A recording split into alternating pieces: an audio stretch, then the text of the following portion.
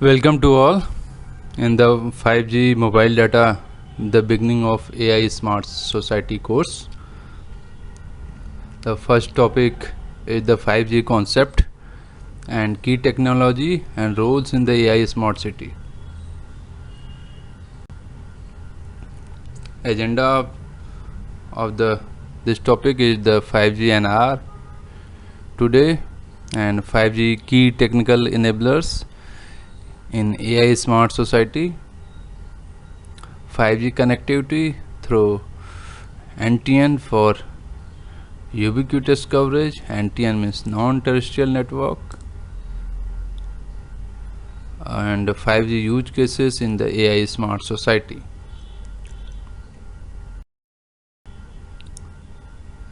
So what is the 5G new radio today? Actually 5G NR is known as the radio access network of 5G mobile network. So currently that is the source GSA evolution from LTE to 5G April 2022. This report shows the 491 operators in the 148 countries territories are investing in 5G mobile or FWA fixed wireless access, and 211 operators in 61 countries territories who have announced 3GPP compatible 5G services launched, and 23 operators are understood to have launched public 5G standalone networks. Right, 23 operators already, and 102 operators are identified as investing in 5G standalone. That is the count of operator investing in 5G. That's graph shows in the year wise that is growing gradually. 2022 this year you can see here the approximate 500 touches here, this bar chart, right? This number of operators are ready to deploy or investing in the 5G. 5G and our devices, 5G devices numbers are also increases steadily. You can see here in the graph, these are the N78, N41, N1. These are the band, actually spectrum band that's supported by the devices, right? And 1373 announced devices, including 1040 that are understood to be commercially available, right? 715 phones, at least 675 of which are now commercially available. These are actually launched, but these numbers show the 675 and 1040 that is the commercially available in the market. And total in this pie chart you can see hotspot, fixed wireless access, industrial routers and modules, and laptop, notebook, that 5G enabled tablets are in the market share in the current today market. After 5G and today 5G key technical enablers in the AI Smart Society. How will 5G will provide the peak data rate up to 20 gigabits per second. The three dimensions of capacity enhancement in 5G. That's the first one is the bandwidth expansion. By increasing the bandwidth, we can increase the capacity of the mobile network. 5G mobile network, 4G usage 20 megahertz carrier bandwidth, 3G usage 5 fixed bandwidth, megahertz bandwidth, whereas in 5G they are range of frequency they are using in different band. Sub 6 gigahertz band they are maximum 100 megahertz carrier bandwidth are using, and 400 megahertz is used in the millimeter wave spectrum, right? Other than higher bandwidth, if further you want to increase the carrier bandwidth, that is the technique known as the carrier aggregation. That means the multiple carriers, whether contiguous or non-contiguous, aggregated logically and create a more bandwidth, 1 gigahertz bandwidth in 5G. Maximum 16 carrier can be aggregated in the 5G according to specification 3GPP release 15. And second dimension is the spectral efficiency. How the spectral efficiency increased within a bandwidth, within a per hertz, how many bits we can send. That means it will increase the capacity in the 5G. The 64 QAM higher order modulation, 256 QAM, that is used in the 5G to increase the spectral efficiency. Another one is the MIMO, that is used in the LTE, well known name, the multiple input and multiple output. Massive MIMO used in the 5G network. That means it will increase the spectral efficiency many times, 16 times, 32 times or 64 times. It depends on the MIMO order. COMP is the coordinated multi-point transmission. Basically it improves the spectral efficiency at the cell edge of the BTS, cell edge of the cell area, coverage area, boundary of the coverage area, by increasing the SNR at the border of the cell.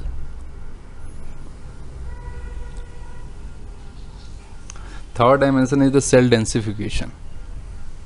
Cell densification means we have to increase more and more number of cells, or we would install the more and more number of cells to increase the capacity in 5G.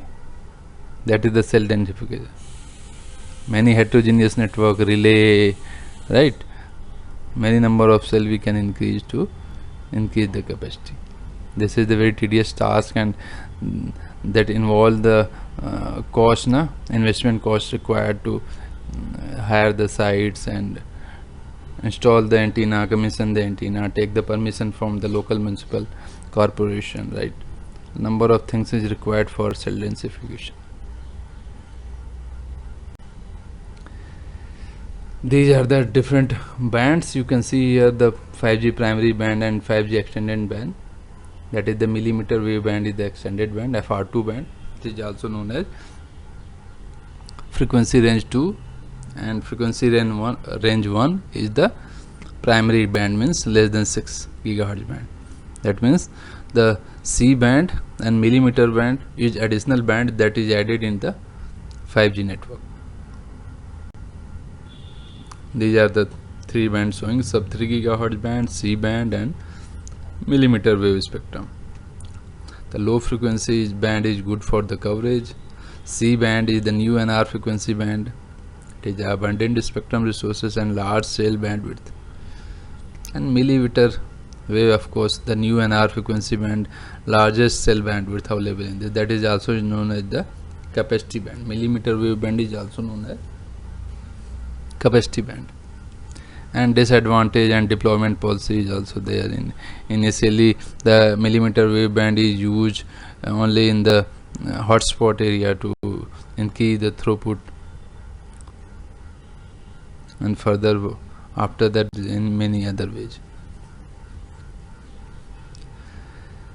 And today the extending the current NR operation to the 71 GHz, right? And this and 263 that is unlicensed, 57 to 71 GHz band. It is a unlicensed band. Another one is the 66 to and 264 band.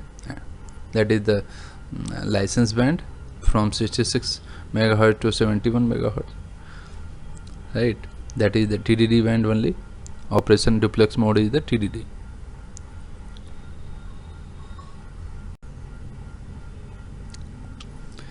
This is the theorem, Shannon theorem. It shows how the spectral efficiency, or we can say bandwidth, by increasing the bandwidth you can increase the capacity of the mobile network. 400 MHz in millimeter wave band and 100 MHz in the C band. By using higher order bandwidth we can increase the spectral efficiency, not spectral efficiency, actually it increase the capacity of the network. By using second number, the higher order modulation, we can increase the spectral efficiency. By increasing the spectral efficiency we can increase the overall capacity of the network. right? These are the bandwidth supported by 4G and 5G carrier bandwidth, right? The flexible bandwidth, they are supported. LTE supported 1.4 to 20 megahertz. 5G FR1 supported the 5 megahertz to 100 megahertz, whereas FR2 5G FR2 uses from minimum 50 megahertz to maximum 400 megahertz. All LTE modulations schemes are applicable in 5G. In addition, 5G introduces the higher order modulation scheme to further improve the spectral efficiency. In the current version, the highest modulation scheme is 256 QAM. In later version, 1024 QAM will be introduced for further improving the spectral efficiency.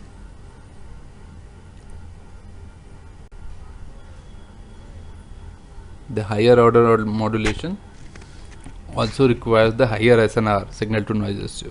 That's why the higher order modulation always having the lesser coverage, and lower modulation scheme is the more coverage, just like is shown in this figure. You can see here the orange color, yellow color, blue color and green color. The lower modulation scheme always having more coverage.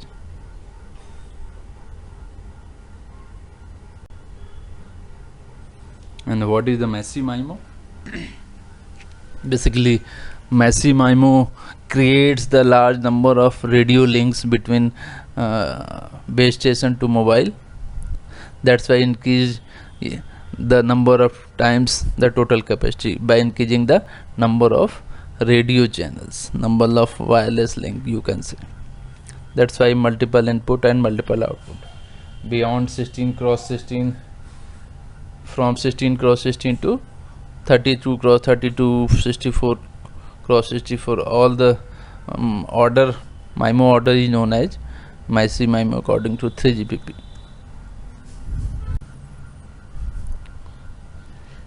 Massive MIMO gains reducing uplink interference. It also, you can see here in this picture, user level beam tracking, 64 receive diversity. If we are using, then means it will increase the reliability. Same 64 receive diversity means all the antenna, 64 antenna are transmitting or receiving the same information bit rate. It will improve the SNR at the user end, right? You can see here the faded signal if by adding the 64 receive antenna, deep fading suppression by combining the all these signals.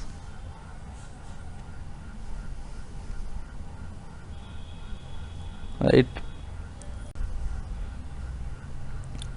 Massive MIMO also enhance the coverage, the traffic channel high gains and narrow beams, a dynamic beam forming direction adjustment, right?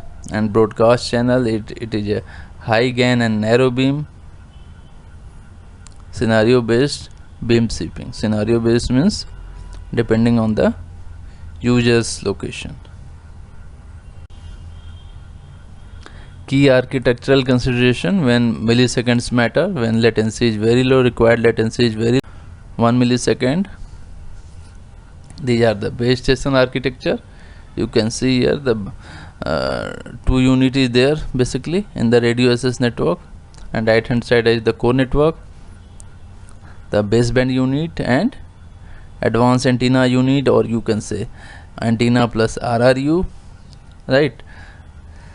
The connectivity between advanced antenna unit or RRU to BBU is known as the CPRI or front haul, CPRI or enhanced CPRI. That is the protocol between these of front haul, right? When we combine RRU plus antenna in one unit, that is known as the advanced antenna unit, and BBU is further split into two parts, distributed unit and centralized unit, right? The between DU and CU, the connection is known as the mid haul, and between CU to core network it is known as the back haul. Just a brief base station. These are the architectural evolution from 4G to 5G. You can see here our core networks. First one is the core network is distributed. Actually, in the legacy network, core networks are centralized, but in 5G core networks is also distributed, not all function, but user plane functions are distributed across the network, because the required latency, whenever the required latency is very low, UPF must be at the user end, near to the user end. That is known as the virtualized edge. You can see here, right, where the G node B base station, G node B is known as the base station of 5G, and centralized unit, actually baseband we split two parts, distributed unit and centralized unit. The G node B CU and UPF of the core network functions are termed as the virtualized, or they install on the same server, right? In the previous 4G, having all the nodes are the physical entity, right? Physical nodes are there, hardware and dedicated software is there for each node, but in the 5G all the network functions are virtualized, right?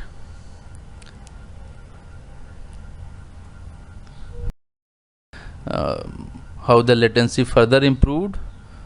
By using the multi-access edge computing. That means your data network, first we move our core network near to the user, then we can also move our data network as a local data network, right, near to the user. Data network is also moves toward the, just like look here in the remote data network. Now remote data network also comes near to the user, that is local data network, and it is known as the multi-access edge computing. It will further reduce the latency. This one is the MEC deployment in the 5G network. The MEC host is the third-party application server. It can communicate with the 5G network via exposure function, network exposure function. You can see here in the orange dotted line, this is the mediator between the 5G mobile operator network and third-party applications. They can communicate via this NEF signaling, then NEF communicate with SMF, and SMF communicate with AMF. These are the different application functions. SSN mobility management function, and SMF is the session management function. PCF in the policy control functions. These are the different functions actually, that is in the form of virtualized form, and then communicate to the G node B and UE user equipment, right? And after that the user traffic is forwarded through the edge cloud towards the MEC host, not forwarded to the centralized data network. Okay, there is a option. Actually it depends on the applications, what users application they are using, whether it is a very low latency types of application, then the traffic moves from edge cloud to the MEC host. Otherwise they move towards the 5G core network, centralized core network, towards the centralized data network.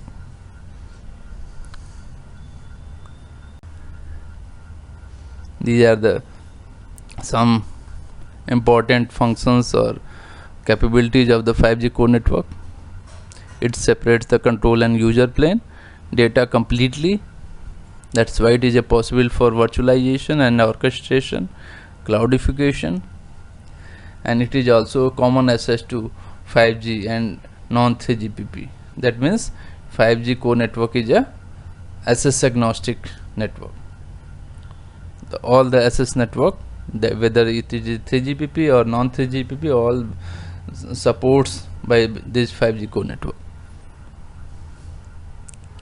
Then network slicing, it is features where the one physical 5G network on the top of one physical network, or multiple logical end-to-end dedicated resources given to different applications, so that the reliability can be improved in the 5G network for the specific applications. And the multi-SSH computing, I have already discussed multi-SSH computing. It reduces the latency. After that, the service-based architecture. Different network functions act as a producer and service consumer. They are communicating with each other via HTTP2 protocol, that is the API interface. That API interface is known as the service-based interface.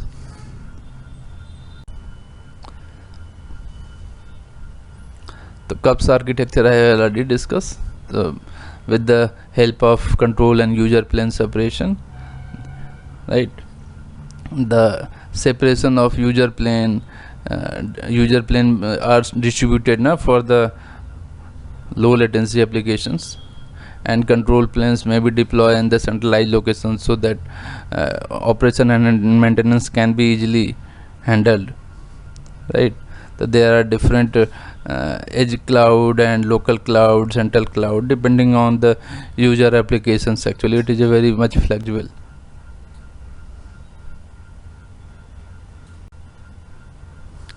The why to use 5G network slicing?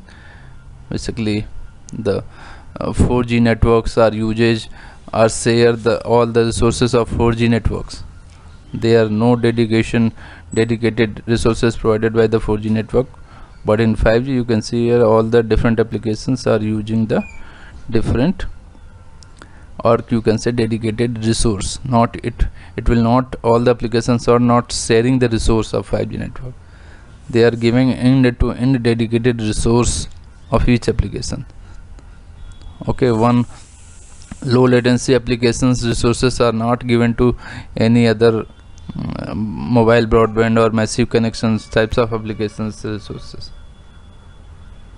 And this dedicated resource given to each applications are improve the reliability of the applications, or you can say increase the user performance. And this network slicing is also logical. It is adaptive, not it is a fixed dedicated resource given to the one application. It is logically adaptive.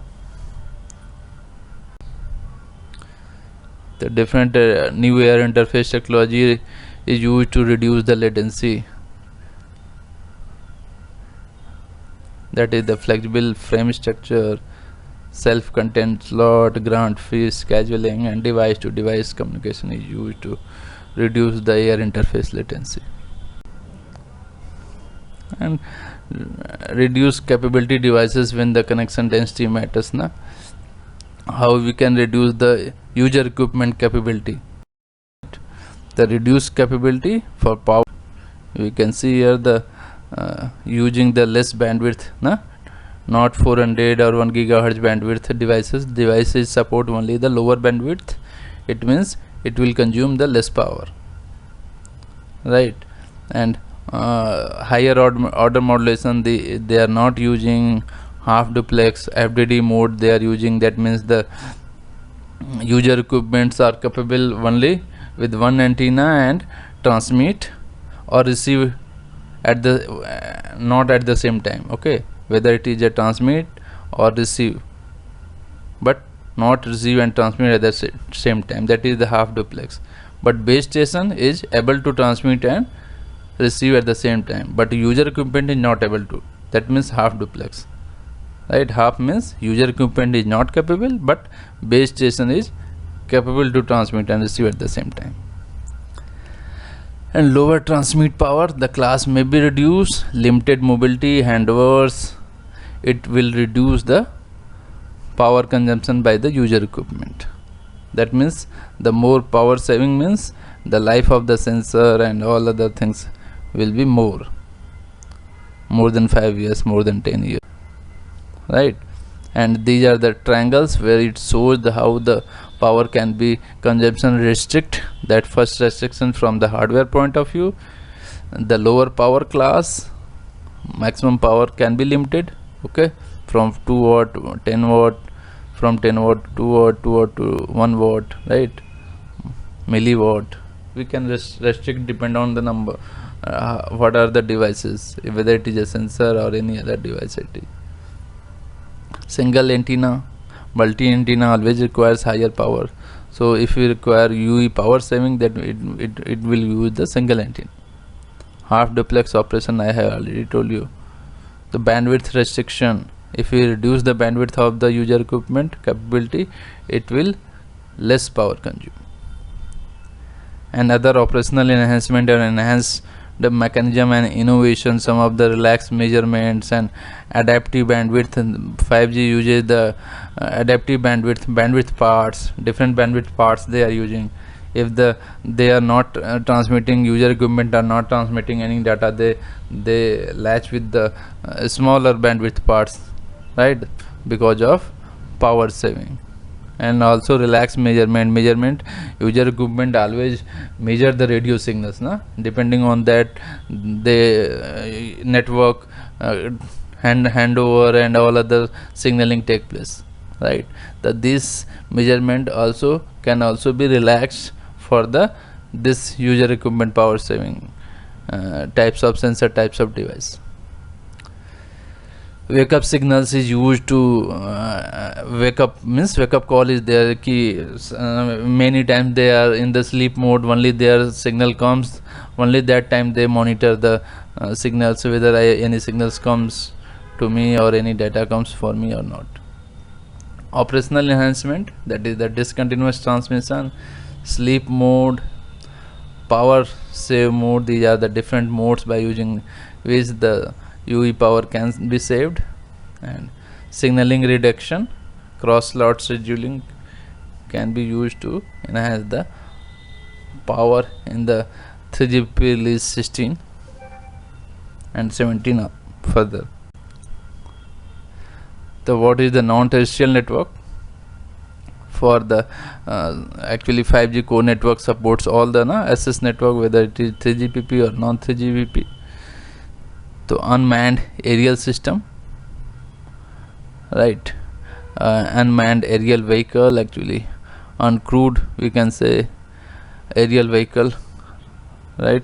All these airborne types of high altitude platform station, these are spaceborne satellite, GEO, LEO, MEO, all these is known as the non-terrestrial network. When your mobile equipments or any user equipments are communicated via this airborne and spaceborne equipment, that means it is a non-terrestrial network communication.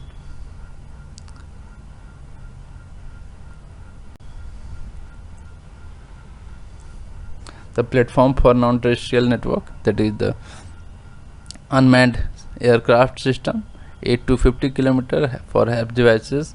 The one-way propagation delay is the less than 30 millisecond, and beam footprint is the 5 to 200 km. For LEOs, respectively MEO and GEO satellite, the altitude range are 300 to 1500 km, 700 to 2500 km, and geostationary satellite, that is the 35,786 kilometers. And depending on the distance, the one-way propagation delay is respectively 30, 90 and 140 millisecond, and these are the different footprint. So non-terrestrial network actually required only for their larger beam footprint, 100 kilometer, more than 100 kilometer, 1000 kilometers are the coverage of that non-terrestrial network. These are the Y-NTN in 5G use cases and applications for non-terrestrial network, because vessels and aircraft and rural villages, people in remote areas, and emergency hotspot, when your terrestrial network are damaged, we can communicate via the non-terrestrial network, right. In 5G, the terrestrial and non-terrestrial handover between these two networks is also possible, right. If one is damaged or one is anything happen in the terrestrial network, we can communicate with the non-terrestrial network, that is used in the emergency situations, disaster situation. Also in the remote sensor and global tracking of the things in the container, or also monitoring of user vehicles, we can use this non-terrestrial network, the 5G. Okay, these are the connectivity, how 5G connect through the NTN non-terrestrial network only, right? GNSS capable devices communicate with the satellite, and satellite communicate with the feeder link with the gateway, and then gateway connect with the G node B, right? And then further core network is there. 5G RAN with non-terrestrial networks comes with this dotted line. Okay, this mainly basically you can think like a radio unit of this 5G radio base station, 5G radio access network.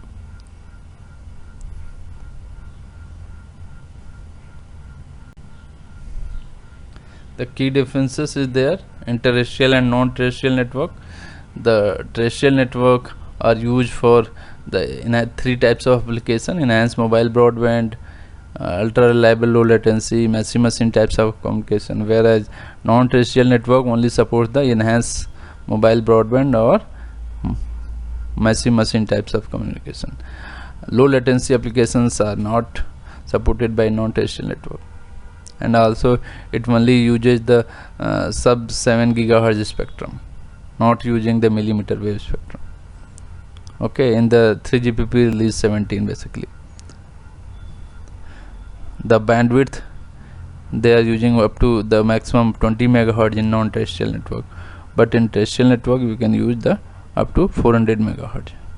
And duplexing respectively FDD used in the non-terrestrial network, and FDD and TDD used in the terrestrial network.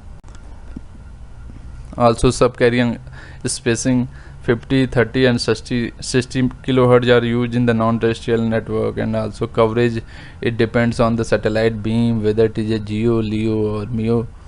Okay, and fixed and mobile tracking, but terrestrial network there is a tracking area is fixed, but in the non-terrestrial network tracking areas are both fixed as well as mobile, because satellites are LEO satellite and all the satellite base stations are actually moving, radio are moving in the space.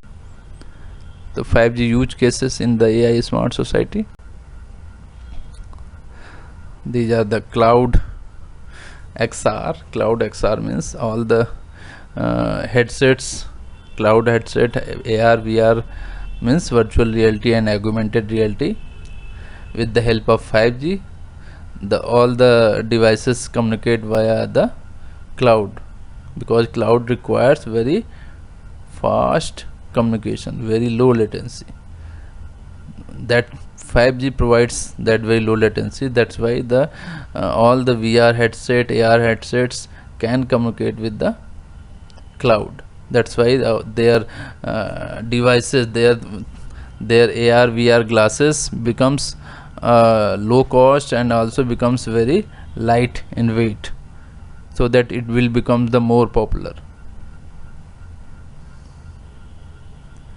The different AR VR levels are written here, what are the parameter, what are the coding they are using, what are the bandwidth required. Top level VR require maximum 1.5 gigabits per second bandwidth, and also it requires the latency, optimal latency 10 millisecond and maximum at 20 millisecond latency. VR means you are seeing everything in the unreal environment, and AR means augmented reality. That means you can tell the difference between the real and virtual. That means your virtual digital things are overlap on the real world. Another one is the mixed reality. That means you cannot tell the difference between the real and virtual, right?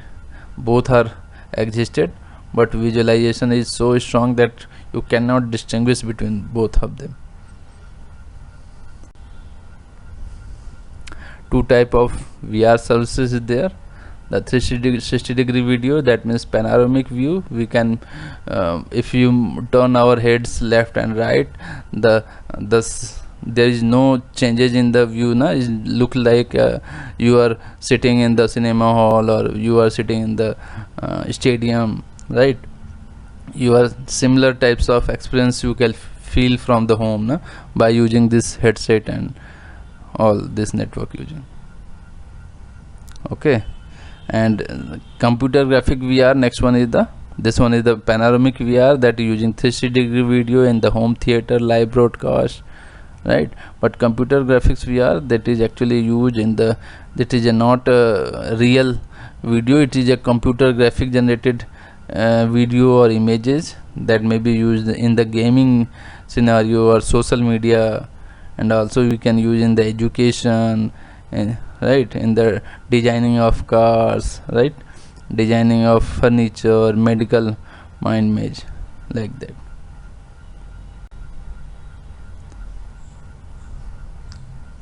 These are the how 5G transform industries, shifting focus from VR to AR.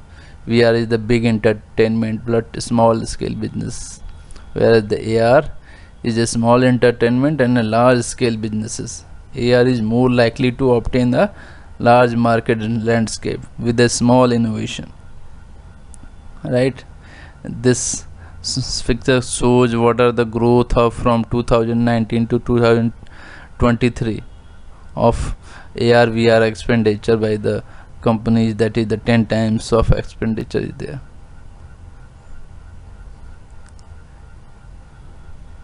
And different use case 5-year growth is written here from 2018 to 2023, right? Lab and on-site training, common infrastructure, that growth is written here. Autonomy, diagnosis, retail marketing, and laboratory and on-site training.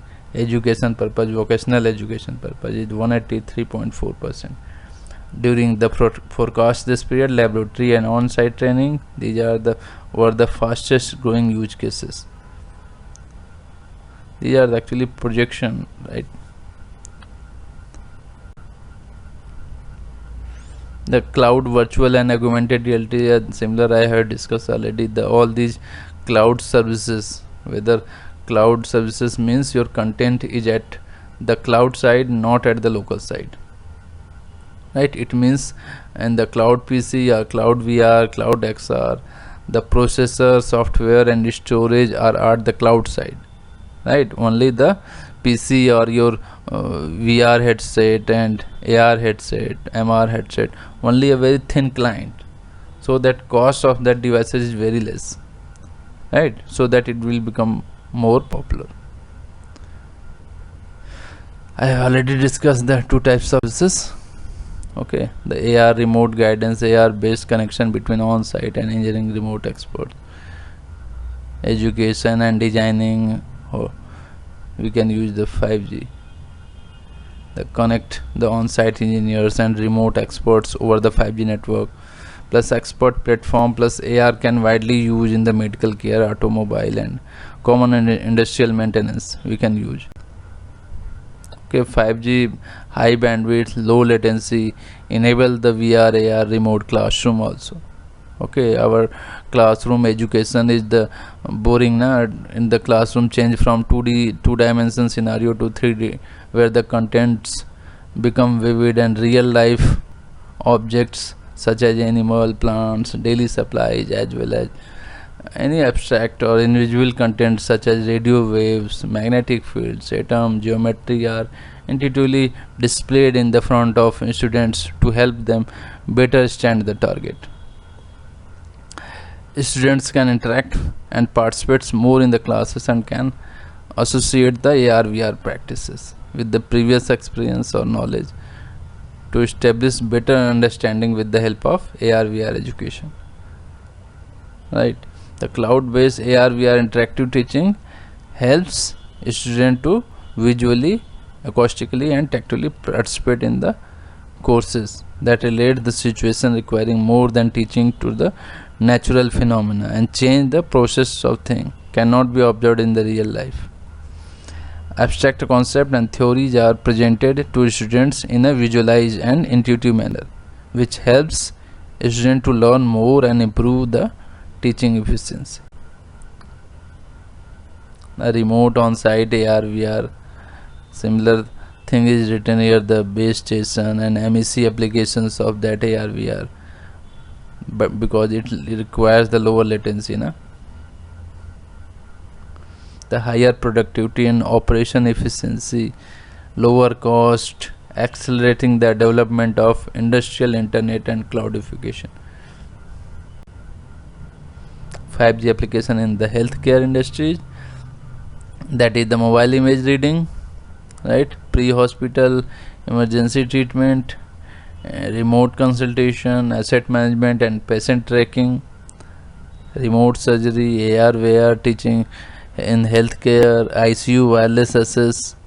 These are the applications of 5G. And the 5G remote driving, teleoperated driving is used where the harsh environment is there, mining area, garbage waste, coal scam, where the harsh environment is there. The teleoperated driving is the most effective solution that 5G that provides this types of situation, because this camera and sensor in the vehicles can transmit the scenario within the 360-degree range of the vehicle to the control room. The driver determines the operates the vehicle based on the scenario.